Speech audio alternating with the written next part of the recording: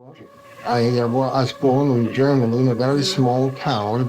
There were German Jews living there probably in the 12th century.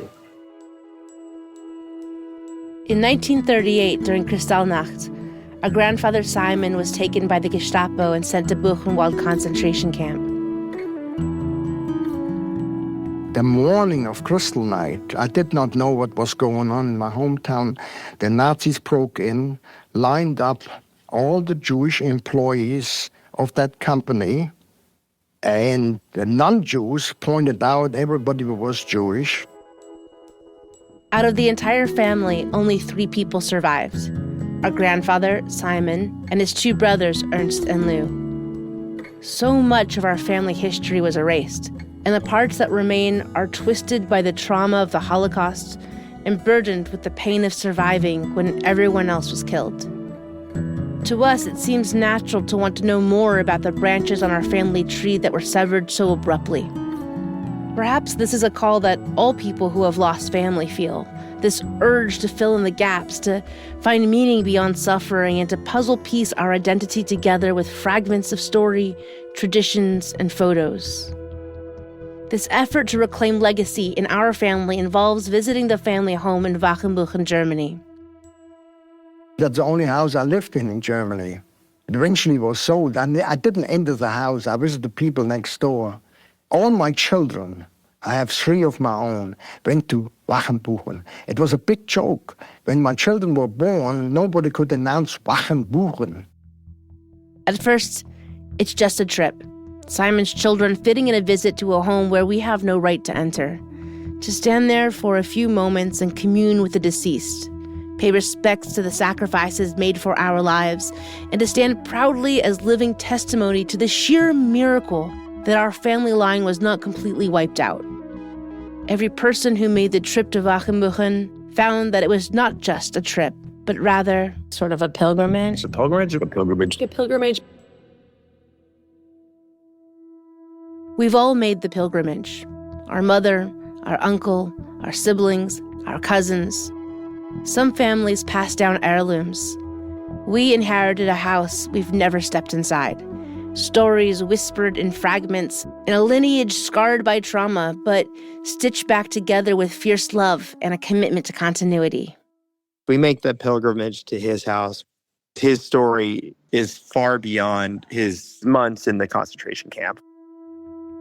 These generational pilgrimages over the course of 8 decades aren't just about what was taken. It's about what was built from the wreckage, a sacred generational rebuilding. One of my grandpa's greatest gifts, choosing to build something better in the wake of pain. And especially right now in a world that is often feeling like it's crumbling around us, that we get to choose how we build, how we build something better. After 87 years, the village of Wachenbuchen laid memorial stones, Stoppelstein, on the steps of the family home. Golden squares engraved with names, birth dates, and deportation details. Not headstones, but memory markers, placed so you must pause every time you cross the threshold of the home. 10 members across 3 generations of our family came to witness the moment. Memorials give us a space that we wouldn't have in our lives otherwise. What's so interesting about the stepping stones, it did create a little space to reflect and remember every day. The stories we've heard all of our lives from our parents came alive. He put his foot in the door and said, wait a second, you want to get rid of all of these dirty Jews. And without your grandfather's intervention, literally foot through the door, Lou would not have been saved. The stories of our future, what we tell our children, also came alive with new meaning. I have a feeling my grandchildren will one day make that pilgrimage like all of us have done, because they are growing up in a family that talks openly about our history. This is a story about a particular family within the broader framework of all families, in how we choose to define ourselves, what role inherited trauma plays, and how to reconcile a story that is larger than any single individual. Door to Door is about the connecting journey between our doors and the safety of the United States to the door in Wachenbuchen that remains forever closed to us. Door to Door is also a Hebrew phrase meaning from generation to generation. In each generation, we travel to this space. We remember. We teach our children how to stumble forward and reclaim our legacy with eyes open, hearts full, always carrying the weight of where we came from.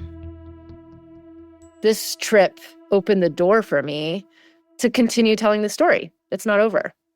This isn't just a story of suffering. It's a story of survival and sacred persistence, of a family bound together by something greater than blood, a shared inheritance of memory, and a promise to keep returning to the door where it all began. Subscribe now to listen to Door, a multi-generational story of memory, trauma, and identity.